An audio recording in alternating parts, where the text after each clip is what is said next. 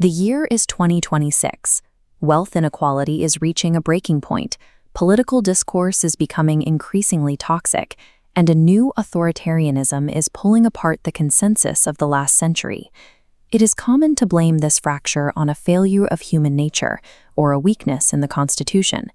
But what Upton Sinclair once called the fascist menace is a symptom of a much older structural problem. Over 100 years ago, during the first progressive era, Sinclair and the physician Dr. James P. Warbasse diagnosed the exact mechanism causing this instability. Sinclair and Warbasse pointed to a basic contradiction. We are told our votes are equal at the ballot box, yet we spend our working lives in top-down hierarchies where we have no say. Their revelation was that if a small group controls the resources we need to survive, they eventually gain the power to dictate the laws. This missing economic pillar is why the structure of the republic is beginning to buckle. Because the founders left that economic blueprint incomplete, organized greed has been able to hijack the government to serve its own interests. To save the republic in 2026, we have to look past the political theater and finish the structural upgrade the progressives originally proposed. Before citizens can reform an economy, they have to be able to perceive it accurately. That requires breaking the monopoly on information that hides systemic flaws. In his landmark study, The Brass Check, Sinclair demonstrated how a few wealthy owners controlled the physical networks that distributed news to the public. While the old newspaper syndicates have been replaced by tech giants and algorithmic feeds, the centralized control over what you see remains remarkably similar. These monopolies keep voters in a state of ignorance. If the public does not understand how they are systematically being exploited by these systems, they will simply never use their voting power to stop it. For Sinclair, the issue went beyond simple media bias. When the entities being critiqued also own the channels of information, the public loses the tools to identify systemic exploitation. Rebuilding independent, truth-telling media is the only way to give voters the facts they need to challenge corporate control.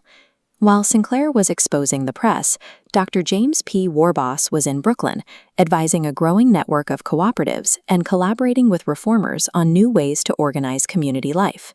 Warbasse believed that the working class should not wait for the government or the markets to provide for them. They had to organize their own economic survival. Traditional production for profit extracts community resources into a single vault. Sinclair and Warbasse proposed production for use, circulating resources continuously in a reciprocal loop. This cooperative model keeps capital with workers, preventing oligarchies from consolidating political power.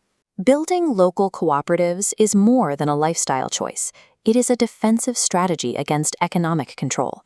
Sinclair knew that local organizing had to be paired with political force. In 1934, he ran for governor of California on the EPIC platform, turning the desperation of the Great Depression into a mass political movement.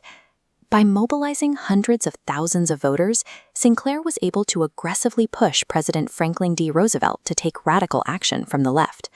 This pressure forced the national government to adopt massive structural changes, like the WPA, proving that when the public is organized, the government can be compelled to serve the collective interest. A New Deal does not happen because a leader is benevolent.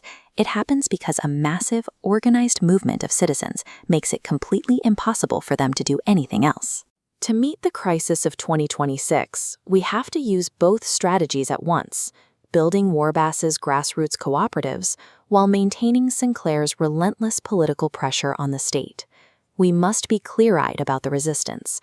History shows that concentrated wealth will use every tool available, including violence, to protect its monopolies.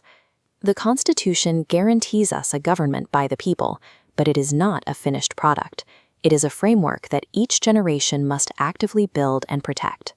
The ultimate goal is industrial democracy, extending our voting rights from the ballot box into our workplaces. By building this second pillar of economic participation, we create a structure that can finally support the weight of the republic. Sinclair's most important insight remains true today. Our only real enemy is organized greed. If we can defeat that monster through collective action, we have nothing to fear from our own government.